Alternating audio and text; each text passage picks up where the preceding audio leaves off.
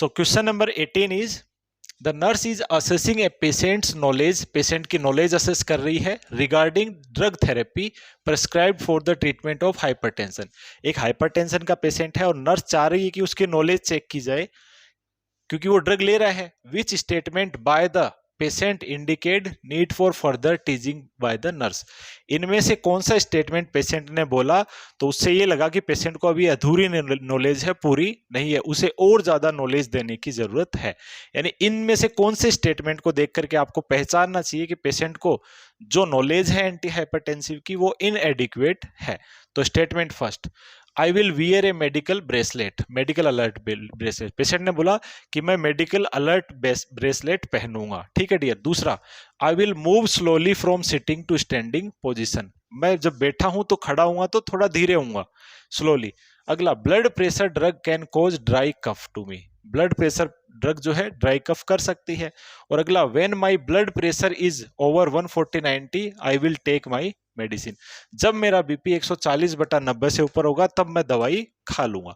तो इनमें से कौन सा स्टेटमेंट पेशेंट ने गलत बोला, तो गलत स्टेटमेंट को आपको पहचानना है डियर। तो आप अब सोचिए इसका क्या आंसर होना चाहिए। यस डियर, क्या आंसर होगा? I will wear a medical bracelet. Yes dear, ये तो क्या है, ये सही बात है।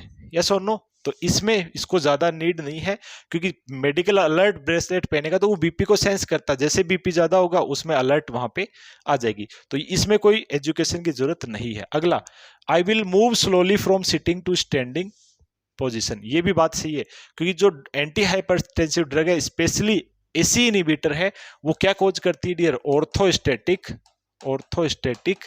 हाइपोटेंशन, ऑर्थोस्टेटिक हाइपोटेंशन करती है, जिसका मतलब होता है पेशेंट बैठे से उठेगा तो पेशेंट को सिनकोप आएगा, अंधेरा आ जाएगा, उसे बोलते हैं ऑर्थोस्टेटिक हाइपोटेंशन। तो ये बात भी पेशेंट की सही है। अगला, blood pressure drug can cause dry cough. Yes dear, AC inhibitor का मोस्ट कॉमन साइड इफेक्ट होता है ड्राई कफ। ड्राई कफ होता है, एंजियोडेमाज ये कोज कर सकती है, टेरेटोजेनिक होती है, इसके अलावा जो है प्रेगनेंसी में कॉन्ट्राइंडिकेटेड होती है, और ऑर्थोस्टेटिक हाइपोटेंशन ये कोज कर सकती है, already as I discussed in ACE inhibitor. तो ये बात भी सही है। अगला, when my blood pressure is over 140 I will take my medicine, ये बात जो है गलत है।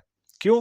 क्योंकि एसी यानी जो भी एंटी हाइपरटेंसिव ड्रग है उनको रेगुलर बेसिस पे लिया जाना चाहिए, ना कि तब जब बीपी बढ़ जाए।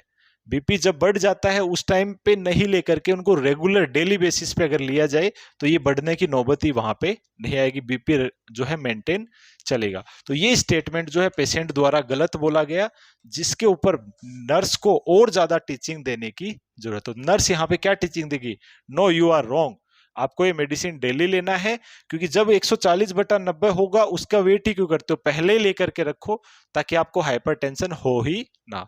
यस और नो डियर? तो very important, right answer is D.